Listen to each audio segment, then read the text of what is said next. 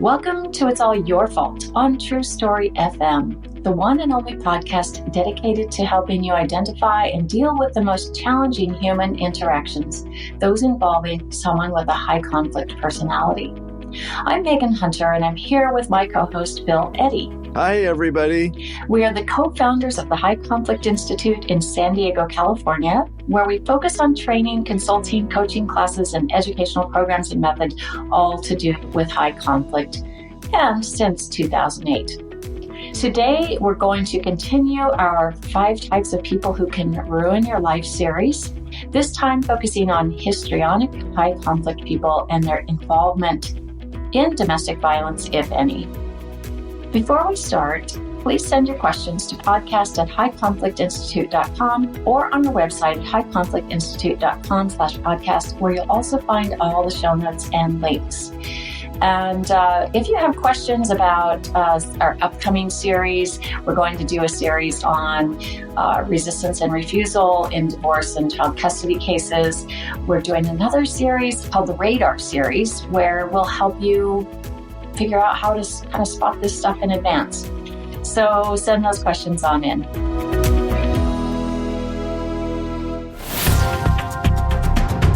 In today's episode, we are continuing the series, like I said, and we'll be talking about, I think, what is a little known topic, histrionic high conflict people. So, Bill, you started the book, 5 Types of People Who Can Ruin Your Life, and you titled this particular chapter, The Dramatic Accusatory Type. And you started by saying, this kind of high conflict person is motivated by a fear of being ignored, which manifests in a drive to be the center of attention, sometimes by making up dramatic stories about their targets of blame and telling the world about them.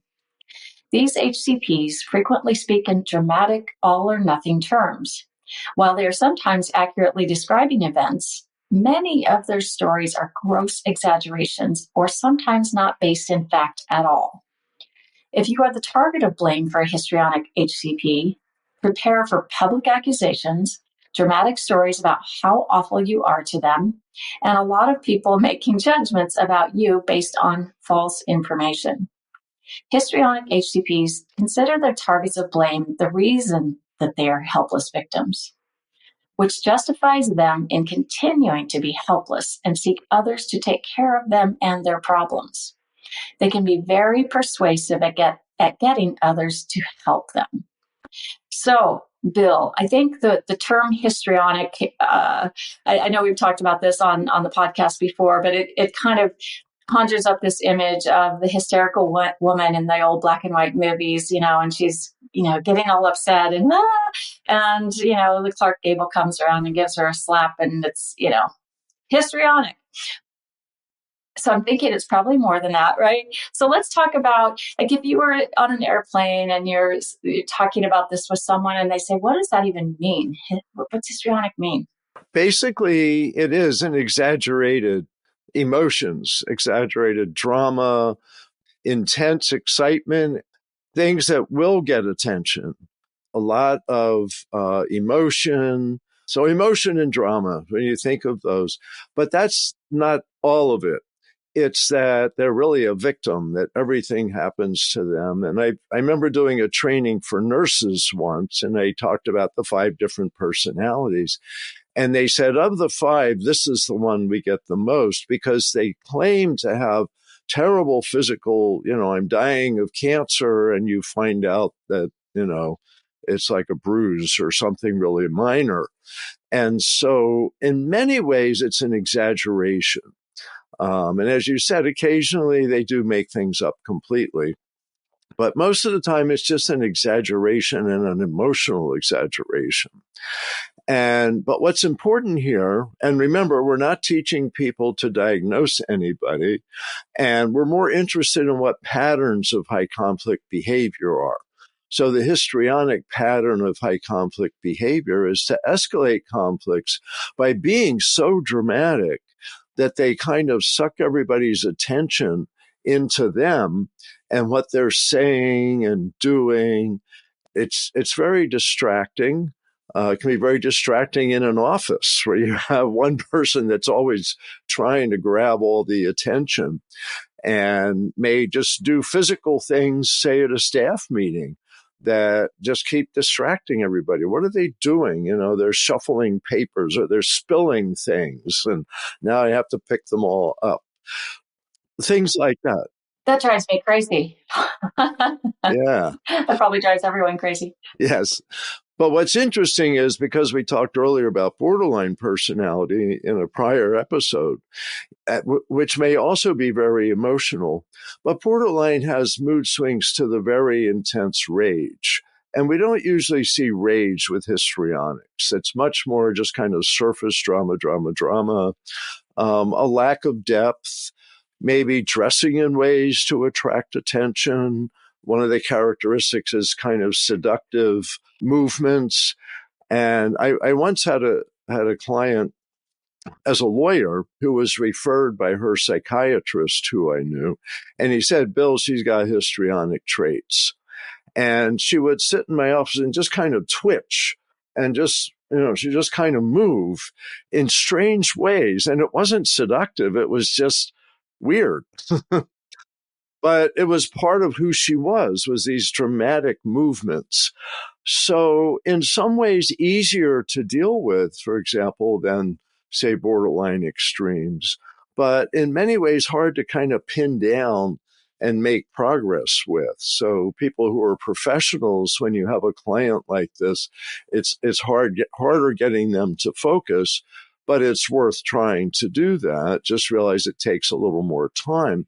And for the average person is just to be aware, this is drama without substance most of the time.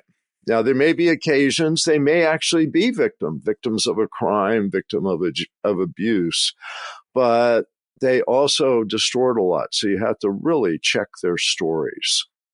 Might their behavior sometimes be confused with ADHD? Possibly, because there's a lot of impulse to it.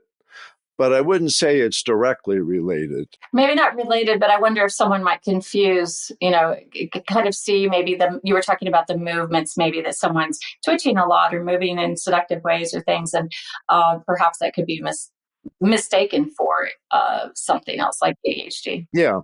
And that's what's interesting with all of the personality disorders and other mental health issues.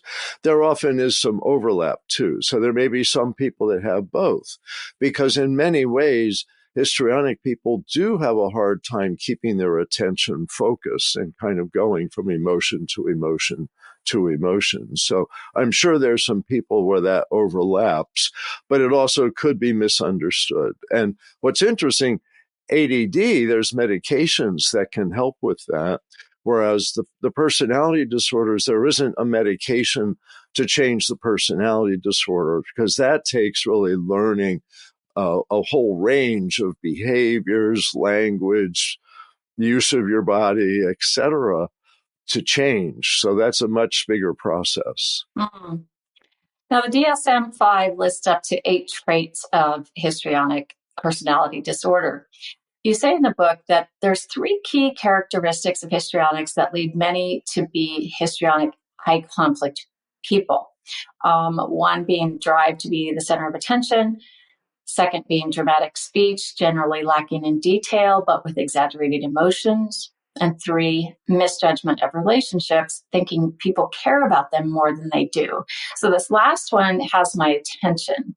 So they're kind of, speaking of attention, so in their drive to be the center of attention, I guess I'm just trying to break this down. They're getting someone to pay attention to them, and in so doing, they think that they have a closer relationship than reality. Is that what this means? Yeah. They may think people really care about them. They may tell other people's, because people with this personality like to make a lot of public announcements about the people around them and their kind of judgment of things. And so just loves the heck out of me. And, everybody needs to know that this person, just is so one of my biggest boosters. And you find out that it's a famous person, and they met in line and shook that person's hand and had like 10 seconds with them. And so they're often very dramatic about how wonderful other people are and how terrible other people are. And that's where, as you mentioned earlier, they hook other people into blaming their targets of blame with them because they can be very persuasive because of all the emotions. I just had a thought about another mental health condition called erotomania. Do you know much about that? No, I haven't focused on that, but that comes up with some of the personalities. Yeah. Heavy emphasis on sexuality, sensuality. Yeah, and it's sort of the from what I recall, believing that there's a closer relationship to maybe a celebrity or someone famous than there really is, and it seems to have some similar things here. And I recall working with a person years ago who someone else who actually was in the mental health field said, oh yeah, that person definitely has erotomania. And it was this constant drive to have attention and very needy. So maybe there was a little this, little that, who knows?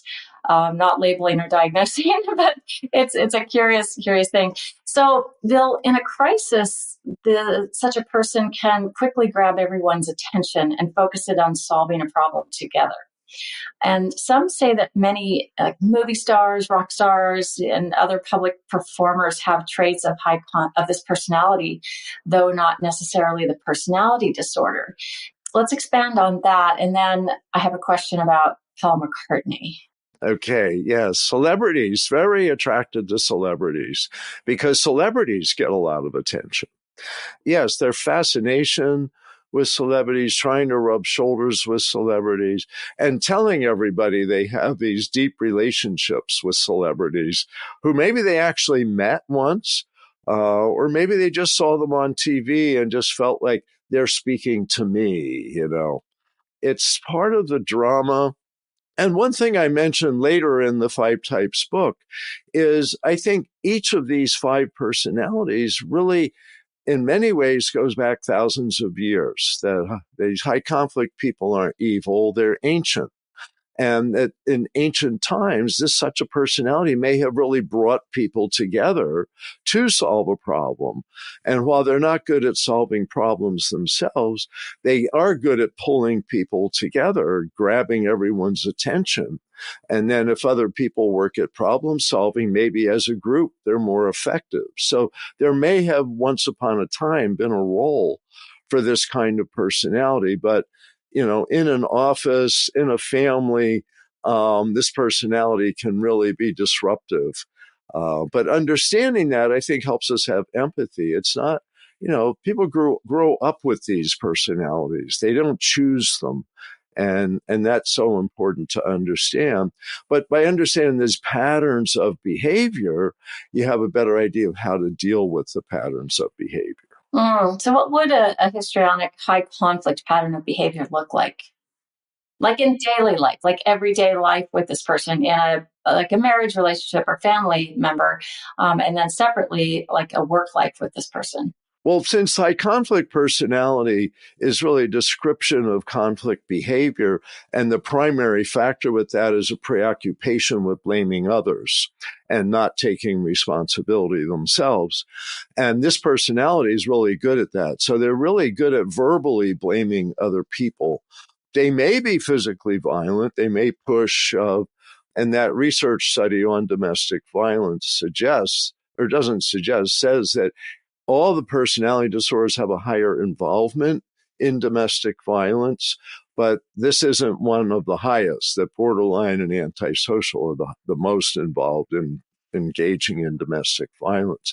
So that's another possibility. But the preoccupation with blame, and if they have the personality disorder, that means they have a stuck pattern of behavior. That's the enduring pattern. So you have an enduring pattern of blaming others in the family. It's all your fault. This could be husband or wife, could be one of the kids sometimes that's stuck here, because kids go through this, of course, but we don't diagnose kids in most cases. It's very rare because they're not stuck in a pattern of behavior yet. In the workplace, this is the person that distracts everybody, draws all their attention, and may look very appealing in an interview. In other words, they can be very attractive because they're dramatic, they're exciting, they're appealing to people. And because of the higher... At first, exactly. So the higher emotions, but then they figure, oh, it's just because we just met. And then the higher emotions don't go away and they become irritating and disruptive. So families, workplace, it's not that common of the personality disorder, but they do get disproportionate attention. So let's talk about how common it is, and then we'll come back to Paul McCartney, because I forgot to ask you. So the NIH study of around 20 million people from 2008 indicated that about 2% of the general population of the U.S. has a histrionic personality disorder. Do you think that number is still accurate now that we're a few years beyond 2008? Well, it's interesting because being the center of attention has become very important in our culture over the last 15, 20 years. And mechanisms for everyone to be the center of attention have grown with TikTok, Facebook, and YouTube, etc., all of that. And so I think that people who may have been kind of irritating to their friends, relatives, co-workers, and kind of on the fringe of the community are now finding a way to be at the center. And so you get some really strange behavior that may be driven by histrionic personalities. But it's hard to say if it's increased that much. But I do want to add, we often see this in combination with some of the other personality disorders, especially narcissistic personality, because narcissistic is also a drive to be center of attention, but they don't necessarily use drama. So you get someone who's dramatic and narcissistic may have a really big impact. They're kind of a big personality. People often think of people with big personalities. And you may see both of these in some celebrities. You may see some of this in Hollywood. But again, people may have traits, but not the disorder, which means they may be more workable and therefore more successful. They may change and learn and grow. Whereas when people have a personality disorder, they have an enduring pattern, and getting those folks to change, learn, and grow is much, much more difficult. So let's take a break, Bill, and we'll come back and I'll ask you that question and a few more, and then we'll wrap it up.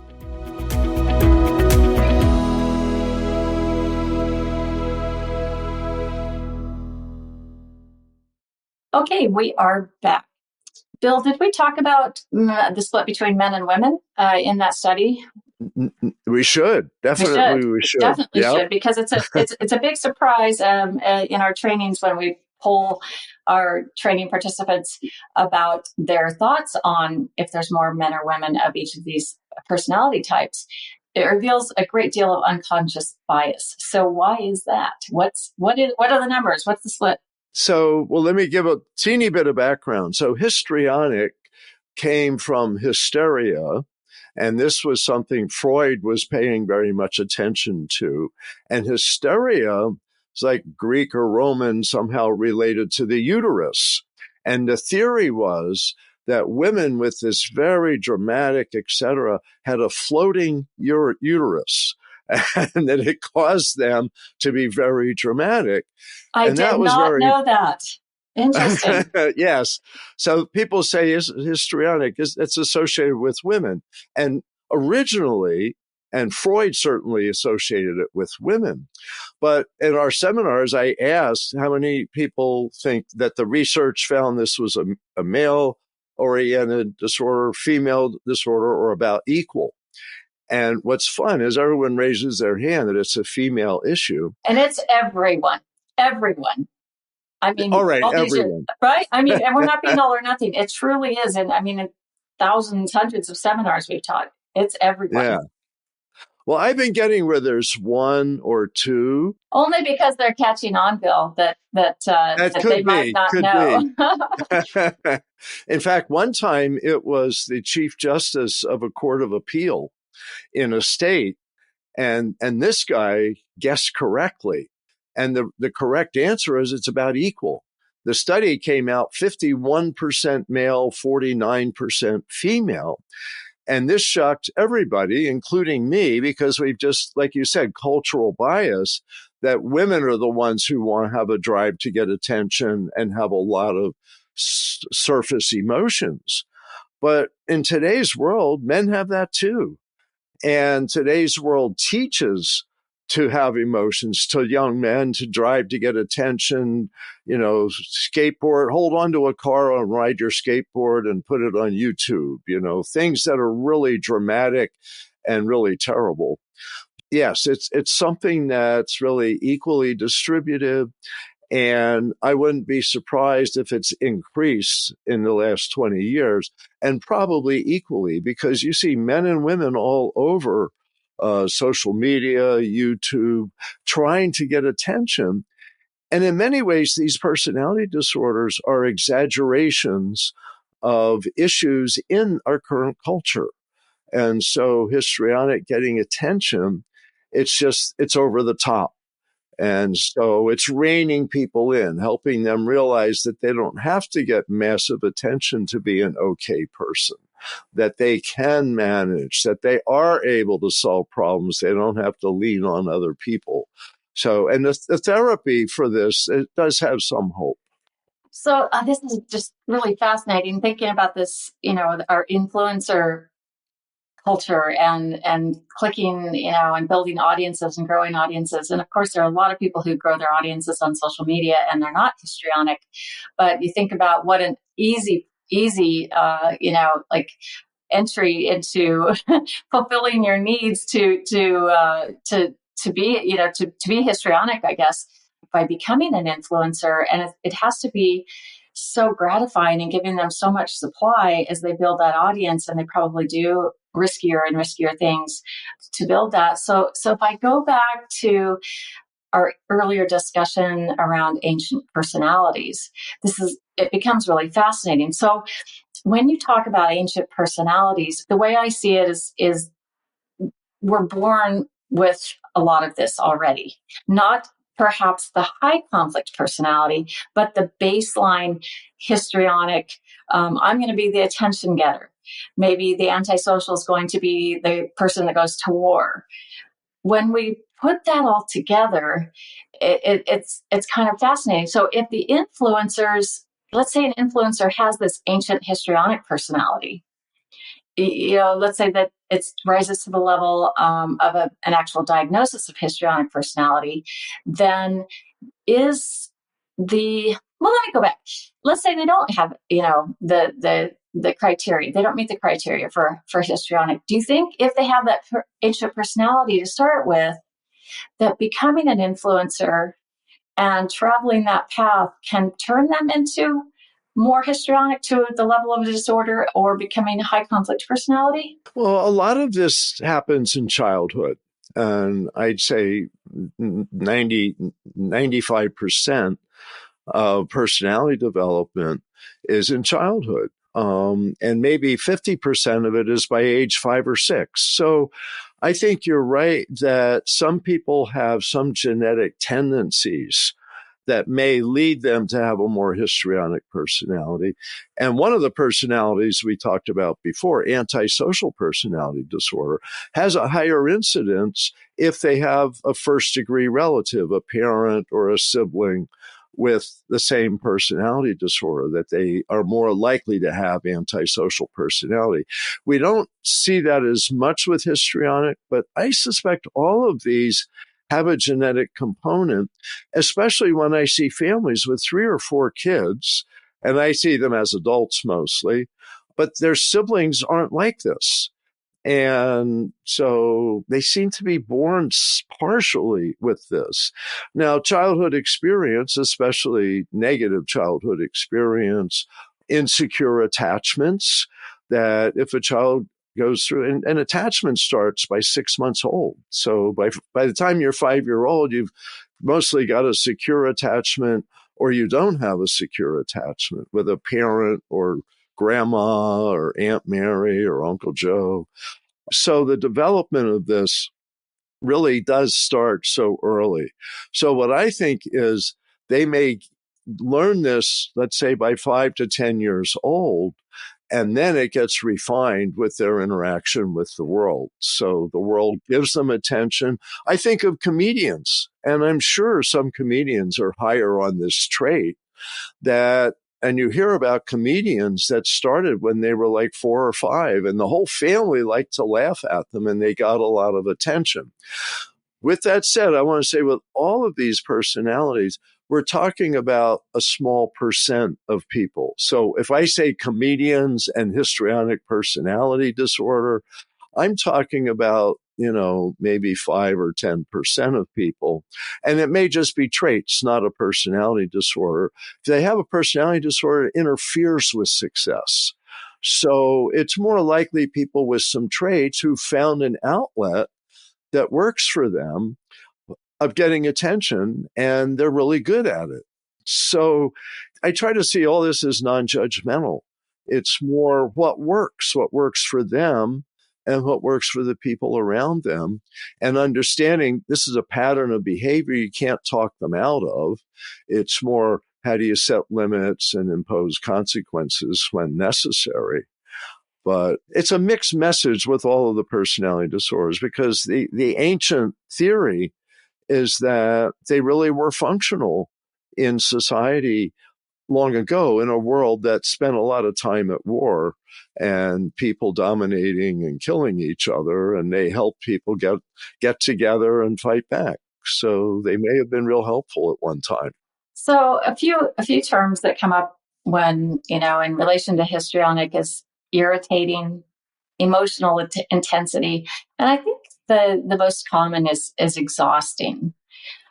We hear that quite a lot from folks who think they have someone like this in their lives, and just really tough. So what's a way, if someone's really exhausted by their loved one, or, someone they're working with, what's one key skill they can do to relieve themselves of that exhaustion? First of all, telling yourself it's not about me. This is who the person is. And so they may be blaming me a lot. They may be in my face with drama and emotion a lot. It's not about me. There isn't a reason I have to accept all of this. And so in many ways, it's moving to being able to say, if you keep standing like a foot away from me, I'm going to have to leave this conversation. Things like that you have the right to set limits on your exposure to the high intensity emotions. And you can do it with empathy and say, this isn't helping either of us because we're not really having a conversation right now. And I encourage you to find someone else to talk to, because I've heard that, I empathize with you, but there's a limit to what I can do. And in the workplace, this is something that may come up. There may be someone that you need to say, okay, remember, we're not going to talk further about that issue. That's done. And now I have to get back to work or back to a project or something. So in many ways, telling yourself you're okay and you have a right to set limits and impose consequences if you have to. So important. Yeah, I think people feel like they're not allowed to set limits. And that's one of the big things in our culture. We have to learn how to do that with high conflict people. It doesn't help them to tolerate someone that now you never want to be around. It's better to set some limits so you can be around them to some extent that works for both of you. So their dramatic stories bring in others who become negative advocates. So how do you know if you're becoming a negative advocate? Well, the key thing with negative advocates is they're emotionally hooked, and this person's excessive emotions often hook other people. I think it's your right amygdala in your brain that gets emotionally hooked, but uninformed. And if you find yourself feeling, I have to do something for this person, I have to save them from the drama, whatever it is, that's when you're becoming a negative advocate, because you always have a choice. And also, it's not up to you, it's up to them. You can assist them with problem solving, but maybe they have a legal problem and you go to court with them or do some research for them, but you can't fix it for them. And none of these personalities can you fix it for. And you shouldn't imply that you can. You say, I can help you, but this is your responsibility. Remember, they shed responsibility and blame others. So don't accept other people's responsibility. Is keep it on their shoulder and say, I can help you, or maybe I can't help you. Okay. So 2 quick kind of yes/no answers, and then we'll ask the Paul McCartney question. Will the histrionic personality lie? Oh, for sure. But more they exaggerate. But if necessary, they'll lie. All of these high conflict personalities lie more than the average person in order to preserve their sense of life, to preserve their identity, to preserve their relationships. They'll lie and may create very dramatic stories of terrible things, like say that they're sick when they're not really sick. I have cancer. I have to go to get treatments for this. And you find out they don't have cancer and they're not getting treatments for this. That's an extreme. It's more likely they're exaggerating. And but it's good to check things out. Don't accept things at face value. And the reality is 100% of human beings distort some information. And so these folks have a pattern of distorting information. So check things out. Maybe even Google somebody if you're wondering, is this story true? Yeah, we've done that. We've learned some interesting things, haven't we, Bill? Yep. All right. So let's tell us about the Paul McCartney story. Yeah. So what's interesting, and we're not publicly diagnosing anybody, but for a short period of time, Paul McCartney was married to a woman who seemed to have some of these traits. At a period of life after really the love of his life, Linda McCartney, died from cancer, he got involved with another exciting woman, dramatic woman, someone with public exposure, top of her field in some ways. And they married and everything was exciting. But then they had an exciting divorce, sad to say, and they ended up in court. What's interesting is she claimed that she did all of this stuff for him, that she rebooted his career. He would have been nothing at that point in his life if it wasn't for her. I think she accused him of some abusive behaviors. I don't know if it was physical abuse, but I think it could have been. And she was in the news saying, him and his people are abusing me. Anyway, I wanted to just read a paragraph from the judge's decision when he rejected her claim that his success was due to her at that stage in his life. So the judge says, I wholly reject her account that she rekindled the husband's professional flame and gave him back his confidence. I have to say that the wife's evidence that in some ways she was the husband's psychologist, in quotes, even allowing for hyperbole, is typical of her make-believe. And that's characteristic of history. I don't know if she had that or traits or anything, but that's characteristic of the histrionic personality. They claim credit for more. They think things are deeper than they are. And from the outside, this judge could say, looking at all the evidence, this just doesn't fit.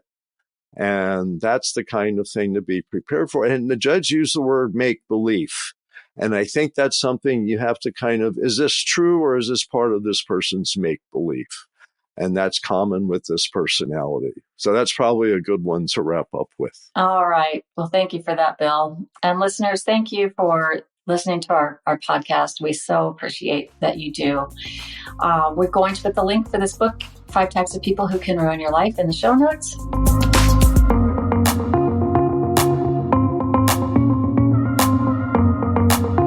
Next week, we will be recording our last episode of the 5 Types series on paranoid personalities.